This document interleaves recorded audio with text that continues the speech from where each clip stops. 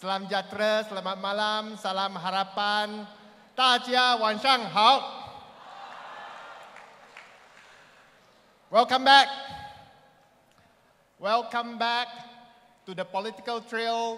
Welcome back to our first DAP fundraising dinner for many, many years. Thanks to COVID, we could not meet everyone. Thanks to COVID, we could not organize events like this. But now that normalization has started, it is time to kick off the campaign again. And we hope that tonight will be the first of many, many nights in the months to come where we create momentum, we build up the spirit, we fight for change, and we create history once again in GE15.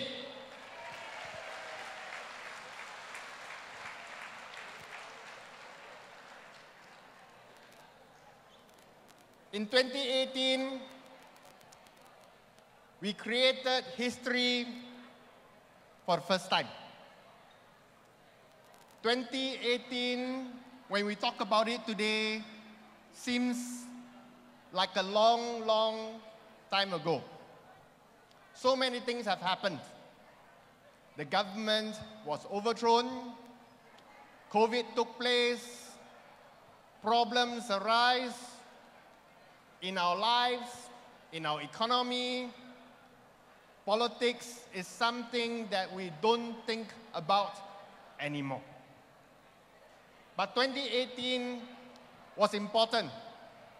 2018 was the proof that we needed to show to everyone in this country, in fact, everyone in the world, that we could make the impossible possible. And we did our best. As many of the speakers before me have stated, we have worked hard. We have worked extremely hard.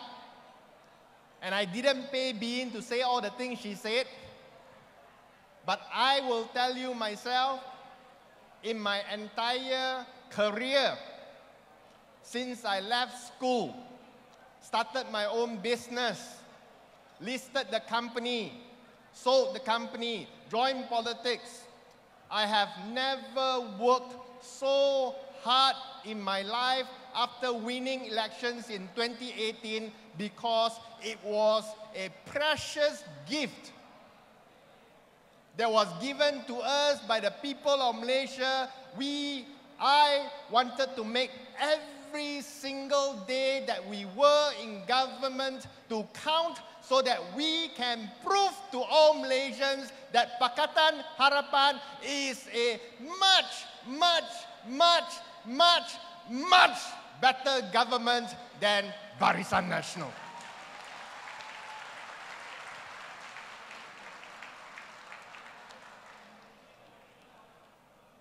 We have delivered a lot. And I think sometimes we believe too much in the negative press. In fact, I think even our own members, don't talk about supporters, some of our own members believe too much in the negative press, which is controlled by the other side, that focused overwhelmingly on the negatives. Just my office alone, I was the political secretary to the Minister of Finance, Lim Guan Eng. So I only talk about things that we did in my office. Don't talk about what Yobi In did in Mesdat. I don't need to talk about what Gobind Singh did in, what's the ministry called again? Ministry of Communications. I don't need to talk about what Abang Mat Sabu did while he was the Minister of Defense, or Saudara Anthony Loke in the Ministry of Transport. I just want to talk a little bit of what I did in the Ministry of Finance. We all know when we took over government that we didn't take over a government with a lot of money in the bank. Memang tak cukup duit. Memang hutang berbilion-bilion ringgit. Bukan berbilion-bilion ringgit. Hutang kerajaan beratus-ratus bilion ringgit. Dan bila kita masuk, kita periksa, kita cek semua akaun dalam kerajaan, kita dapat tahu sebenarnya hutang kerajaan bukan berbilion-bilion ringgit. Hutang kerajaan lebih daripada 1 trilion ringgit. So kalau kita nak buat baik untuk rakyat, we want to deliver our promises to the people. Money don't go on trees. We have to be creative. We have to be able to squeeze whatever we have so that we can deliver better services to the people, so that we can deliver our promises to the people. I worked with the private sector, the insurance companies, to figure out how a private fund can be created, contributed by the insurance companies, so that this fund can help the poor B40s when they suffer from critical illness. They do not have funds to help them treat their disease, whether it is cancer of the lungs or cancer of the pancreas or other forms of critical illness. We raised 2 billion ringgit, and we were on the way to raise more than 2 billion ringgit more on top of the 2 that we already get, in order to help the B40 and subsequently the M40 in our society. That's not a small amount of money. Under Lim Guan Eng, one of the most lasting policies he announced and implemented under our budgets, some may take it for granted, is the promotion of a digital economy. The e-wallets. You would remember, some even laugh, everyone got 30 ringgit or 35 ringgit or 50 ringgit in their e-wallets in order to spend. The 50 ringgit or 30 ringgit that you get, yes, the amount is not big, but it is something for everyone in Malaysia. But more importantly, and perhaps a little bit prescient in nature, it created the digital transaction movement in Malaysia that came before COVID, such that today, every one of you have a digital wallet in your phone. Today, I go out now with no wallet, just my handphone. I can go anywhere, I can talk to anyone, I can pay for everything. It was the transformation of the economy that helped in a lot of ways that you don't see. The transactions become more efficient. No, you don't have to carry cash, you don't have to go to banks, banks don't have to count all your cash. All these are efficiency processes that helps the economy grow and develop. And this policy is so lasting that even the current government is using the same mechanism in order to deliver and continue to deliver aid to the people of Malaysia. Then one of the most difficult tasks that I had while I was in MOF, Bean mentioned it just now, was to restructure the toll concessions. These are contracts that have been signed by the previous government with the concessionaires.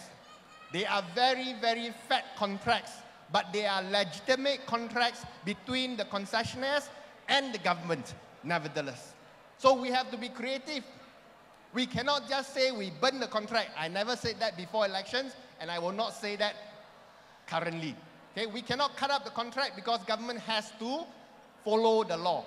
But we can renegotiate. We can twist a bit. We can negotiate and we can talk with the concessionaires. And I'm very proud, one of the things we managed to do just before Sheraton moved was to restructure the North-South Expressway such that we can not only immediately reduce toll fares by 18%, 18% tol dikurangkan untuk Lebuh Raya Utara Selatan, tetapi kadar tol yang dikurangkan itu akan dikekalkan selama-lamanya hingga habis konsesi. Kadar tol tidak akan naik lagi setiap 3 tahun seperti di bawah Barisan Nasional. It's the biggest difference between the way we did things and the way Najib and Barisan Nasional did things is when Najib freeze toll, don't increase toll. That's a fake freeze. Why is it a fake freeze? You don't pay the toll, higher toll, but the government pay for you. Taxpayers pay the compensation to the toll concessionaires.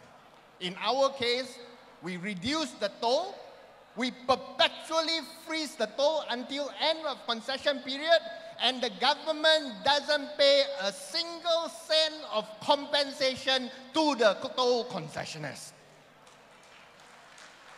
In total, over the concession period, the government of Malaysia, the taxpayers of Malaysia, together with all the people who use highways, will save a total of 42 billion ringgit. That is savings for the people of Malaysia.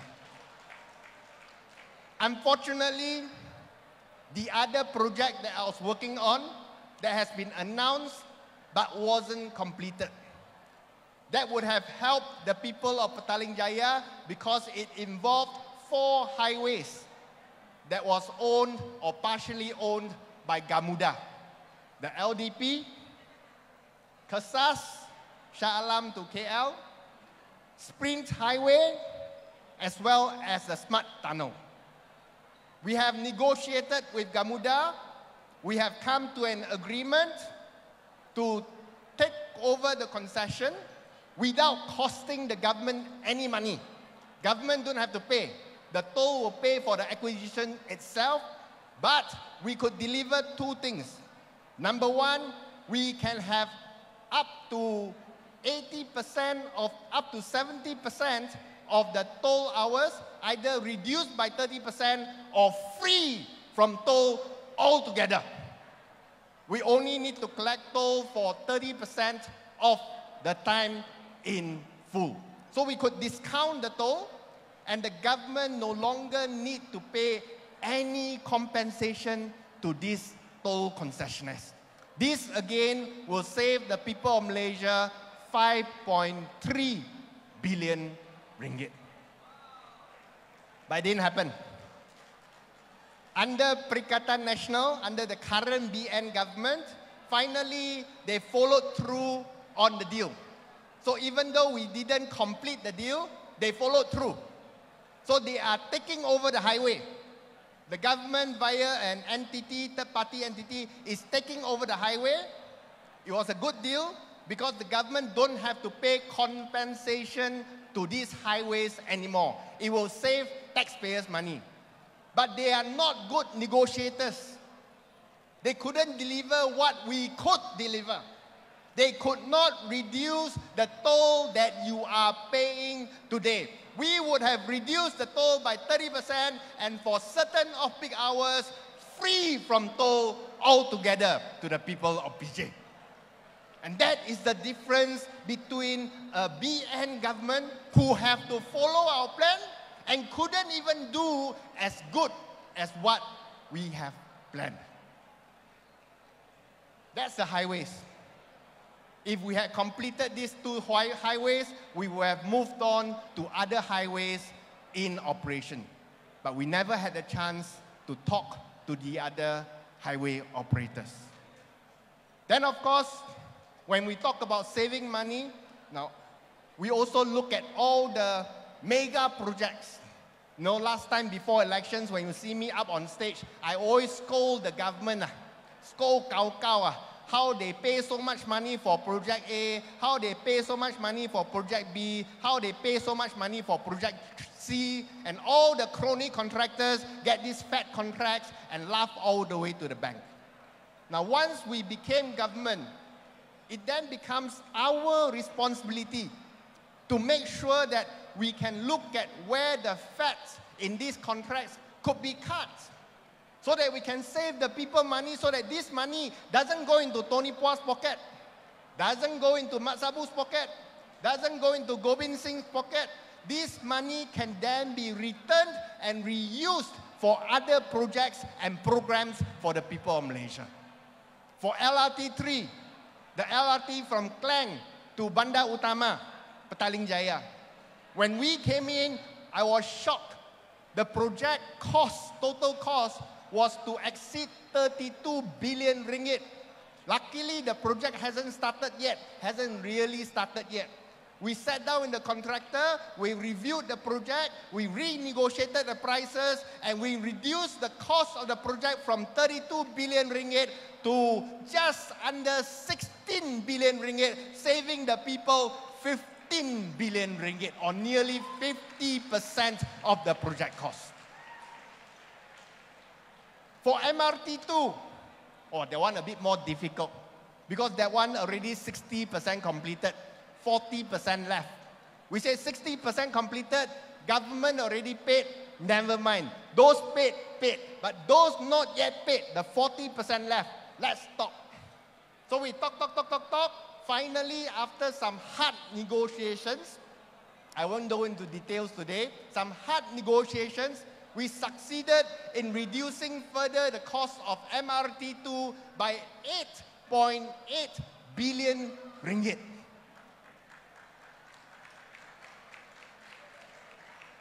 You know, the negotiations was very tough. It was one of the projects that I got scolding from Tun Dr. Mahathir. That one I'll tell a bit later. But after finally cutting 8.8 billion ringgit off the contract, the boss of Gamuda was sitting next to me. I asked him, hey, cut already, still can make money? Can lah. Cut 8.8 billion ringgit, still can make money. So you can imagine, under Barisan Nasional, how much the BN government was enriching all their crony contractors around the country with projects using the taxpayers' money. And the biggest one of all was ECRL, the project that was used to cover up the 1MDB debts. We managed to cut 22 billion ringgit from the cost of ECRL. Unfortunately, and perhaps our former transport minister will be able to update us, the cost of ECRL is now going back up again under Barisan Nasional. So just these three projects alone, LRT3, MRT2, and ECRL, these three projects alone, we have saved the people of Malaysia 44 billion ringgit. This is something that I'm personally extremely proud of. It is something that I'm very happy to write in my resume and perhaps make my applications to some other companies for job. No, joking. You know, it's a big thing. But unfortunately, in politics, these things are not enough. We did what we promised to deliver. We saved the money, but the money we cannot put in the hands of the rakyat immediately. Not possible. It is money we save that we can use in the years subsequent.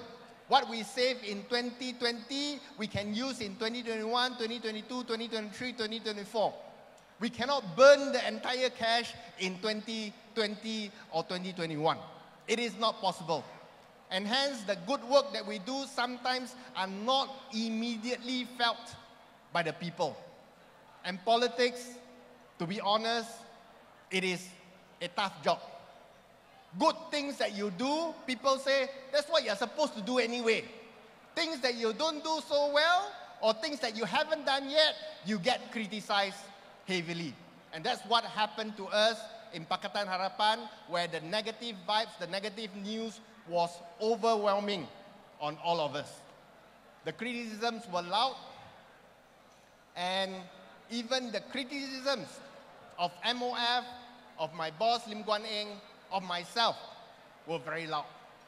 I think all of you would have read not too long ago what Tun Dr. Mahathir wrote about me in his book.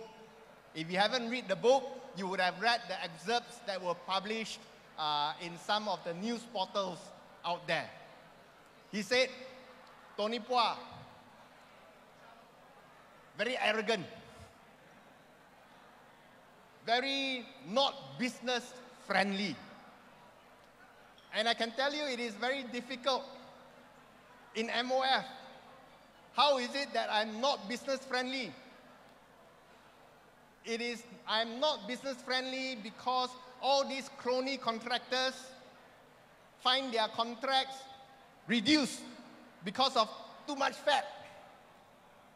I'm not business friendly because when crony bosses, I can tell you, a lot of the Tan Sri, Dato Sri, with no offense intended for the Dato Sris who are here, the big crony contractors, they come to MOF very regularly. And very often they will put out feelers to see whether they can get an appointment to have lunch or dinner with Tony Phua. And very often I will find every excuse possible to siam, to lari, because nothing good will come out of it. They have direct access to my minister. They can talk directly with Lim Guan Eng. They don't need to talk to me. But they want to talk to me in the hope that I will buy into their whatever ideas they have, and then I can sweet talk my boss in order to agree to whatever proposals that he has. That is their modus operandi that they have done in the past. That was the modus operandi they were hoping to do in the Pakatan Harapan MOF government. That was not the modus operandi that I am agreeable to, because my loyalty are to the people of Malaysia and not to the cronies of Barisan Nasional.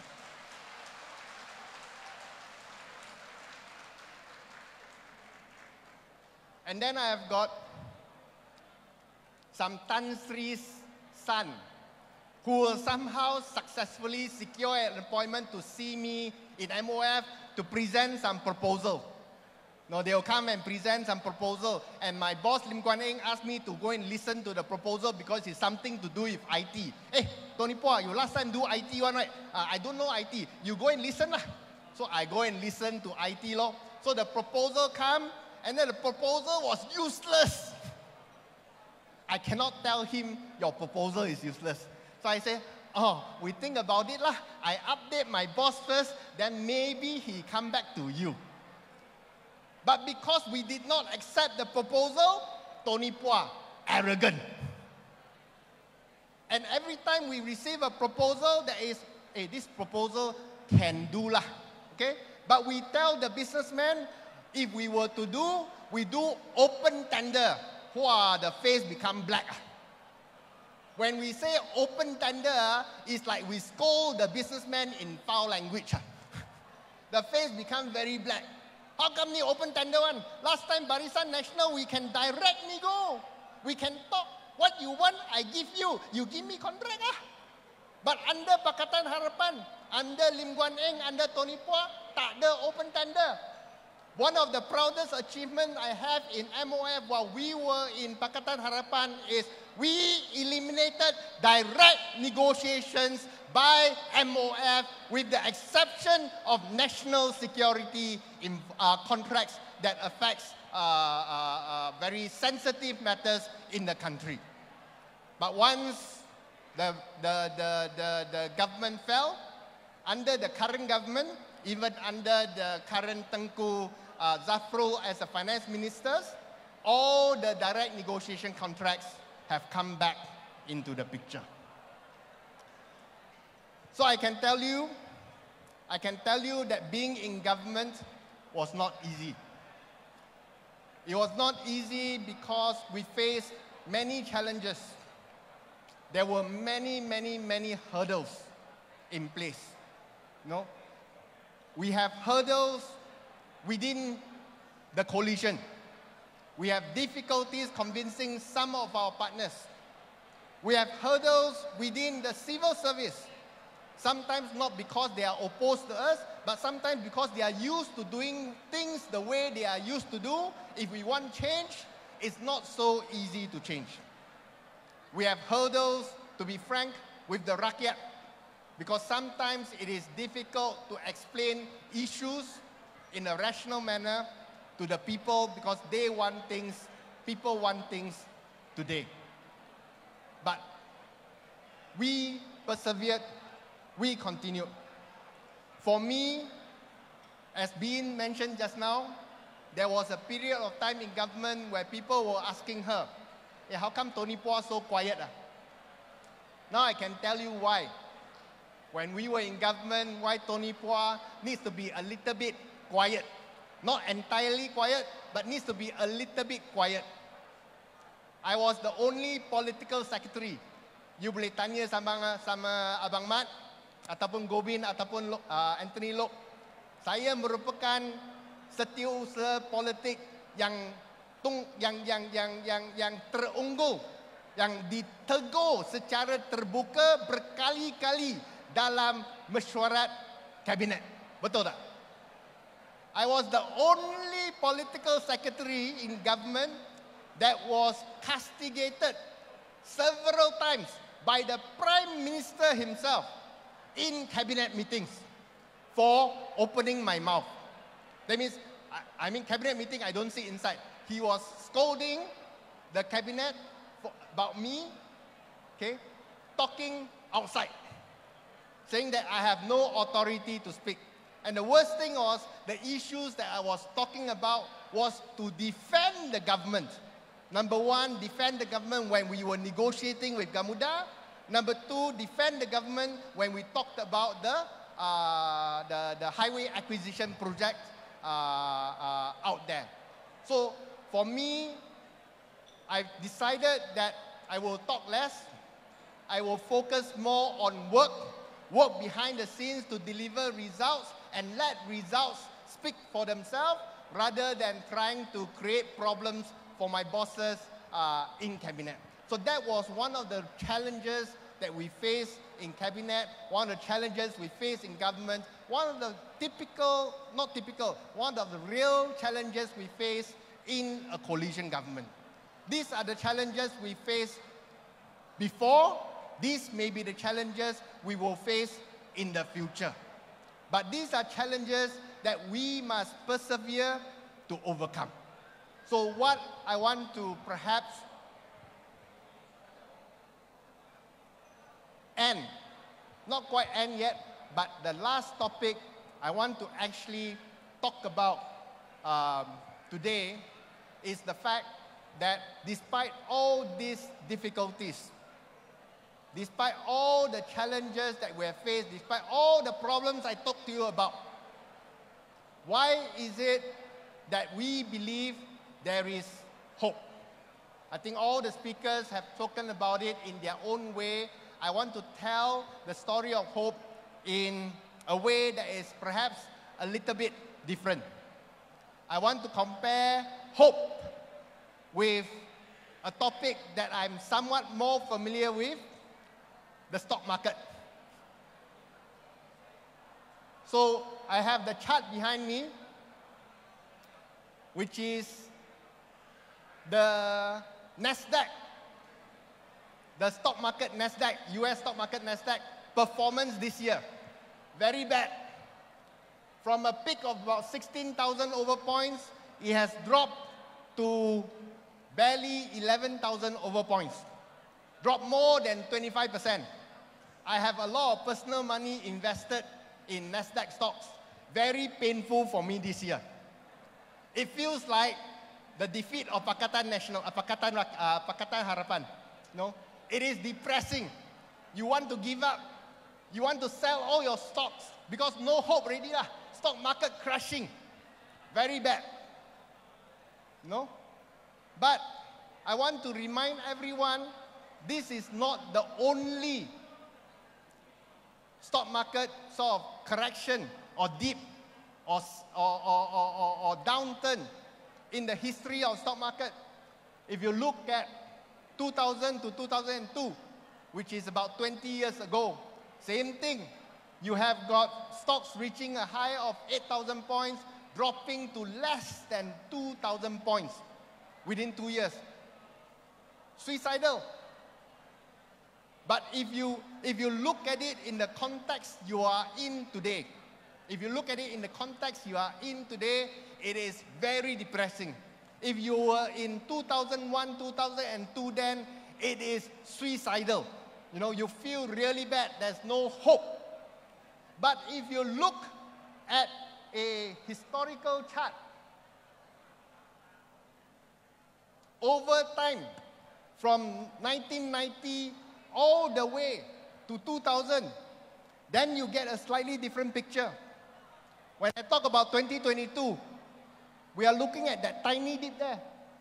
You're just looking at a tiny dip there. That is what's happening this year only, 2002. In the context of over the last 20 years or 30 years. If you compare with the other period of time, 2000 to 2002. So what I'm saying is, if you are only involved in politics since 2008, like me, since 2008, joint elections, then you only see up all the way.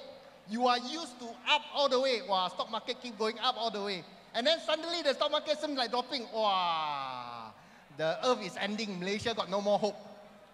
But if you really look behind over time, like this, which is 2021-22, the drop is even worse than what it was today. It is worse than what it was today. And just as well, in 1999, okay, Lim Kit Siang and Kapau Singh, our stalwarts, our heroes, they lost their parliamentary seats in 1999. So if you think that what we are suffering today in 2020 is bad, is hopeless, then when Kit Siang and Kapau Singh lost their seats in 1999, it was suicidal. There was no more hope then. So if you look at things from a larger context of things, actually, Malaysia is improving. We have gone through a lot of ups and downs, but we always rise higher. In the political landscape, we have had Gagasan Rakyat in the 1980s with Tengku Razaleigh. Then in 1999, we had Barisan Alternatif together with PAS and Anwar Ibrahim. And then after that, we have 2008, we have Pakatan Rakyat. And then in 2018, we have Pakatan Harapan. Every time we achieve greater heights than the coalition before. So if we take the context of history, we are suffering a setback today. But what we have achieved today, even after the setback, is way better than what Kit Siang and Kapau Singh were going through in their worst of times in their political career. We have taken many steps forward. We have taken some steps back, but we have moved forward, and I believe that with the support of everyone here, with the support of every Malaysian, by not giving up, by keep fighting, we will succeed once again to bring new heights, not to the stock market, but to the future of Malaysia.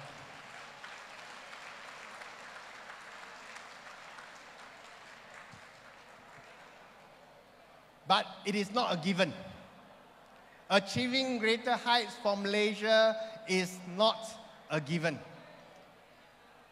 One of the critical success factors for Pakatan Harapan to succeed, whether in the next elections or the elections after, the critical success factor is the ability to attract smart people into politics. Now, many of you out there, you all complain all the time. Complain what? Why the bloody minister so stupid one? Can we get a smarter prime minister or not? No? These are the comments that you hear every day, whether in the coffee shop or on the golf course, scolding the bloody government, the bloody idiotic ministers. I want to tell you here why we have stupid ministers. And I'm going to concede that there are stupid ministers in BN, there are also stupid ministers in Pakatan Harapan. Just that BN one stupider lah. But there are stupid ministers everywhere. Why?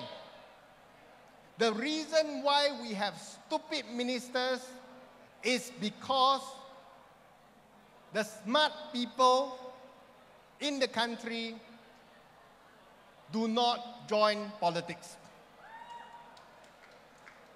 When smart people don't join politics, who becomes our Prime Minister? The stupid people lah. Right or not? To me, I got no other equation lah. If smart people don't join politics, who join politics? Stupid people lah. If stupid people join politics, who becomes our Prime Minister? Stupid people. This is the first time I say this in an open ceramah, but it is a statement I make in every meeting I have with young people out there, whether they are in university or whether they have just graduated and are looking for work. We have a culture of telling our children, please, whatever you do, whatever work you do, don't join politics. Politics is very bad. Politics is very dirty. Don't you dare join politics. I will object. This is what we tell our children. So what happens? All your 5-star students, all your top graduates of Petaling Jaya, all avoid politics like nobody's business, and then all your C class, D class, E class, F class students becomes cabinet ministers and the Prime Minister of Malaysia. So how? So it is important for every one of us. The old ones, sorry, no offense meant, perhaps a little bit late. But the young people of Malaysia, those under the age of 30 years old, those who have studied hard and become top, most qualified, most potential in their respective careers. Tell them politics is important. Tell them taking part in politics is a noble profession. Tell them that politics can change the future of Malaysia. Tell them that politics can make Malaysia the best country in this world, and you can play a part. Can or not? And if every one of you do that, and if more smart people join politics, then I am extremely certain, I am 100% certain, Malaysia will have a better future. We can win in the next general elections, and we can make Malaysia the proudest country in this entire world. Can? Can or not? Very lembik leh. Like that, no confidence really. But seriously, it is an important factor for the party, for all political parties in Pakatan Harapan, and to be honest, even for Barisan Nasional. Bring in good people with talent, with caliber, with experience, then we have a brighter future for Malaysia. I want to end by calling once again for everyone's support and assistance. Thank you so much for attending tonight's dinner. And as you know, the dinner, we don't make a lot of money. So for all of you who are here, I'm sure, hopefully not like me, didn't bring wallet, I'm sure you still have your wallet in your pockets. Take out your wallet, open it up, look at all the purple colored notes that are in there. Take it out. Our volunteers are coming to each and every one of your tables. Put in all those purple notes into the donation box so that we in DAP, in Damansara, and in Pakatan Harapan can continue to fight for you, to help the people of Malaysia, to make the future better for you and me, for our children. Can or not? Can, huh? So our volunteers are streaming in now. Thank you very much for your generous support. One last advertisement before I hand you to our 3 heavyweight speakers after this. I have a book with me. This book is titled a Malaysian artist's visual biography of Lim Kit Siang. It is authored by me, Tony Phua. It is a unique book. It is a written biography of Lim Kit Siang, written by me, but it is also a pictorial artist's work. This book is a collection of 100 paintings by 80 Malaysian artists, including myself, chronicling the life and journey of Lim Kit Siang in Malaysian politics. So you get to read about him, his history, his background, his challenges, his sacrifices. At the same time, you get to enjoy the beautiful artworks by top Malaysian artists who have contributed to the collection. For those who want to visit, the paintings are hosted in Theatre Impian in Bukit Jalil. You can do a search on Google, Theatre Impian, and you will find the location for Theatre Impian. But first, I want to sell you this book. It is available in hardcover. Big book, hardcover is the best way to look at it, 128 ringgit. It is also available in paperback for 80 ringgit. And in this book, I have contributed a piece of artwork myself. If you have not seen it, this is the artwork. My Langkah Sheraton that I painted while I was in COVID, COVID quarantine. So I hope everyone will support this book. The proceeds or the profits generated from the book will go towards our campaign as well as maintenance of Theatre Impian. I'll be going around with this book to sign the book later to your tables. So please support generously. We hope that this is the start to many, many more dinners, as I mentioned earlier, and the start to kick off our campaign to win in the 15th general election. Thank you very much once again. Terima kasih. Salam sejahtera. Selamat malam.